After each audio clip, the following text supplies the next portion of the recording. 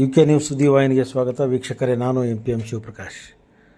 ರಾಜ್ಯ ಕಾಂಗ್ರೆಸ್ ಸರ್ಕಾರ ಜಾರಿಗೊಳಿಸಿರುವ ಪಂಚ ಗ್ಯಾರಂಟಿ ಯೋಜನೆಗಳು ಬಡವರ ಆರ್ಥಿಕ ಸ್ವಾವಲಂಬನೆಗೆ ಸಹಕಾರಿಯಾಗಿವೆ ಎಂದು ರಾಜ್ಯ ಗ್ಯಾರಂಟಿ ಯೋಜನೆಗಳ ಅನುಷ್ಠಾನ ಪ್ರಾಧಿಕಾರದ ಉಪಾಧ್ಯಕ್ಷ PT ಪರಮೇಶ್ವರ್ ನಾಯ್ಕ್ ಹೇಳಿದರು. ವಿಜಯನಗರ ಜಿಲ್ಲೆ ಹೂವಿನಗಲಿ ಪಟ್ಟಣದ ಬ್ಲಾಕ್ ಕಾಂಗ್ರೆಸ್ ವತಿಯಿಂದ ಹಮ್ಮಿಕೊಂಡಿದ್ದ ಅಭಿನಂದನಾ ಕಾರ್ಯಕ್ರಮದಲ್ಲಿ ಅವರು ಮಾತನಾಡಿದರು.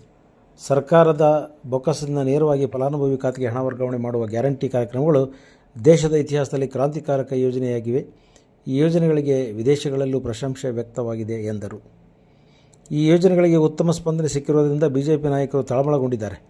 ಅನಗತ್ಯ ಟೀಕಿಸುತ್ತಾ ಮೊಸರಲ್ಲಿ ಕಲ್ಲು ಹುಡುಕುವ ಪ್ರಯತ್ನ ಮಾಡುತ್ತಿದ್ದಾರೆ. ಅವರಿಗೆ ಆತ್ಮಗೌರವ ಇದ್ದರೆ ಗ್ಯಾರಂಟಿ ಸೌಲಭ್ಯಗಳನ್ನು ಪಡೆಯಬಹುದು. ಉಚಿತ ಯೋಜನೆಗಳನ್ನು ಅನುಭವಿಸಿ ಸರ್ಕಾರ ಟೀಕಿಸಿರುವುದು ಯಾವ ನ್ಯಾಯ ಎಂದು ಅವರು ಪ್ರಶ್ನಿಸಿದರು.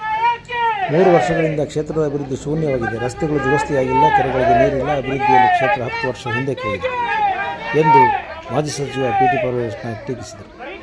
ತಾಲೂಕಿನಲ್ಲಿ ಇಸ್ಪೇಟ್ ಮಟ್ಕ ಅಕ್ರಮ ದಂಧೆಗಳು ತಲೆ ಎತ್ತಿವೆ. ಮುಂದಿನ ದಿನಗಳಲ್ಲಿ ಕಾಂಗ್ರೆಸ್ಗೆ ಅಧಿಕಾರ ನೀಡಿದಲ್ಲಿ ಆ ಅಕ್ರಮಗಳಿಗೆ ಕಡಿವಾಣ ಹಾಕಿ ಜನರಿಗೆ ನೆಮ್ಮದಿಯ ಬದುಕನ್ನು ಕಲ್ಪಿಸುತ್ತೇವೆ. ತಾವು ಸೋತಾಗ, ಕಷ್ಟದಲ್ಲಿರುವಾಗ ಫಲಾಪೇಕ್ಷೆ ಇಲ್ಲದೆ Hadagali block Congress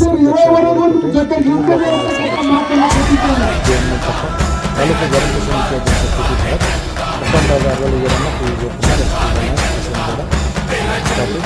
Sodhi Halesh, G Vasant, KS ಶಾಂತ